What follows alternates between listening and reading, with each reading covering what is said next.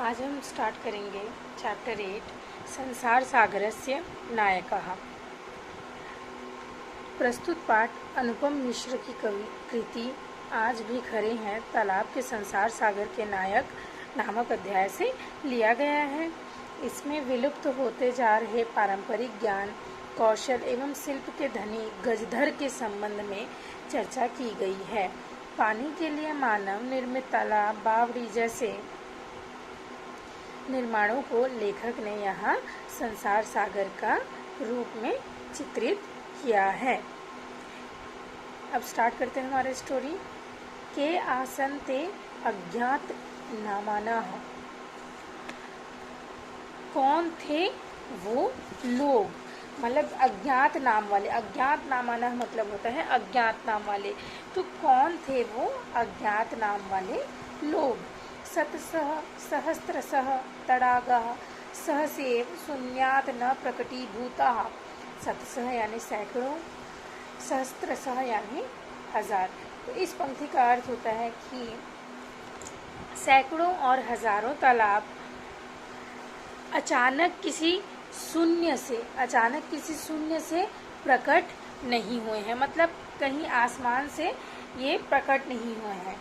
इमे एव तडागः अत्र संसार सागरः इति। यह तालाब यहाँ संसार के सागर को कहा गया है। एतेषाम् आयोजनस्य नेपथ्ये निर्मापयितॄणाम् एककं निर्मातॄणां च दशकम् आसीत्। ये जो निर्मापयितॄणाम होता है वो बनाने वाले होते हैं और बनवाने वाले होते हैं, और ये निर्मातृणाम यानी होते हैं बनाने वाले। तो इस पूरे पंक्ति का अर्थ होता है कि इन तालाबों के जो आयोजन में बनवाने वालों की संख्या तो एक है, परंतु बनाने वालों की संख्या 10 या 10 से अधिक है। एतत् एककं दशकं च आहत्य शतकं सहस्त्रं वा रचयतः स्म। तो इसका अर्थ है कि 1 और 10 की संख्या वाले व्यक्ति सैकड़ों और हजारों की संख्या में तालाबों का निर्माण करते थे। परम विगतेषु 200 वर्षेषु नूतन पद्धत्या समाजेन यति किंचित पठितम।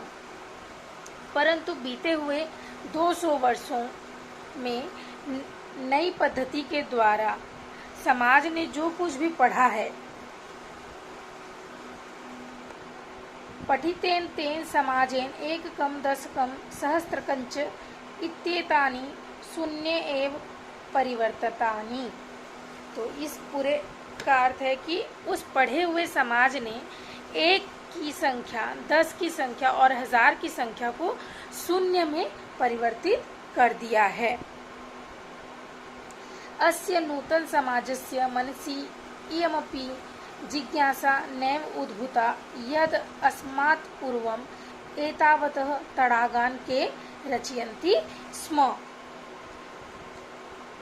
उस पढ़े हुए समाज ने, जो नूतन पद्धति के जो समाज है, उस पढ़े हुए समाज ने 1 की संख्या, मतलब 1 की संख्या, जिन्होंने 1 की संख्या, 10 की संख्या, हजारों की संख्या को शून्य में परिवर्तित कर दिया था, उस नए समाज ने इस समाज के मन में ये जानने की कभी भी इच्छा नहीं हुई कि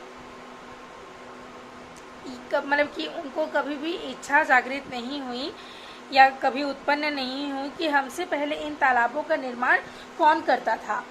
एतादृशानि कार्याणि कर्तुं ज्ञानस्य यो नूतनः प्रविधि विकसितः तेन प्रविधिना पूर्व संपादितम् एतत् कार्यं मापयितुं न केनापि प्रयतितम्। इसका मतलब है कि इस प्रकार के कार्य को करने के लिए जो भी नई तकनीक आई थी, तो इस प्रकार के कार्य को करने के लिए आज नई तकनीक विकसित हो गई है। नई तकनीक के द्वारा भी इस कार्य का मापन किसी ने नहीं किया, मतलब नई तकनीक के द्वारा भी ये जानने की कोशिश नहीं की कि पुराने समय पे यह काम कौन करता था। अद्य ये अज्ञात नामन वर्तन्ते, मतलब वो कौन थे अज्ञात मान वाले, तो पुरा ते बहुप्रथिता आसन, वह उस समय बहुत ही प्रसिद्ध हुआ करते थे। अशेषे ही दिशा देशे तडागः निर्मीयन्ति स्म, निर्मातरोपि अशेषे देशे निवसन्ति स्म। पूरे के पूरे देशों में तालाबों का निर्माण किया जाता था। इनको बनाने वाले व्यक्ति भी पूरे देश में निवास किया करते थे। मतलब क्या हुआ कि मतलब जो भी तालाब बनाने वाले थे वो पुराने देशों में पुराने समय में वो सारे जगह में निवास करते थे, हर एक जगह पे निवास करते थे। ठीक है। गजधरः इति सुंदरः शब्दः तडाग निर्मातृणाम सादरम स्मरणार्थम। तो गजधर इस सुंदर शब्द का प्रयोग किया जाता था। किसके लिए किया जाता था? जो वो तालाब बनाने वाले के लिए। तो मतलब ये बोल सकते हैं कि गजधर शब्द का यूज किया जाता था उस तडाग निर्मित, जो तडाग बनाते थे, मतलब तालाब जो बनाते थे, उनको याद करने के लिए या स्मरण करने के लिए।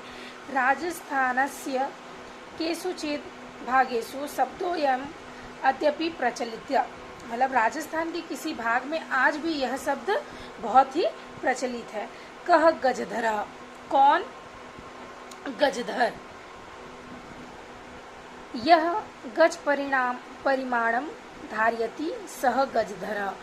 तो मतलब यहाँ पूछा गया है कि कौन है गजधर। तो लिखा गया है कि जो व्यक्ति मापन के कार्यों के लिए प्रयोग किए जाते हैं उसे क्या कहा जाता था? गजधर।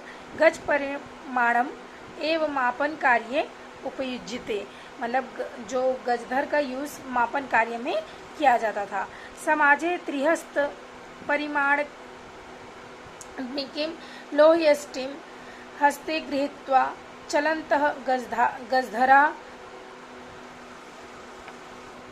अर्थात 3 हाथों वाले, मतलब 3 हाथों के बराबर लोहे की छड़ को अपने हाथ में लेकर चलते हुए गजधर आज के समय में शिल्पी के रूप में, मतलब जो गजधर जो चलते थे, इदानी शिल्पी रूपेण नेम समादृताः सन्ति।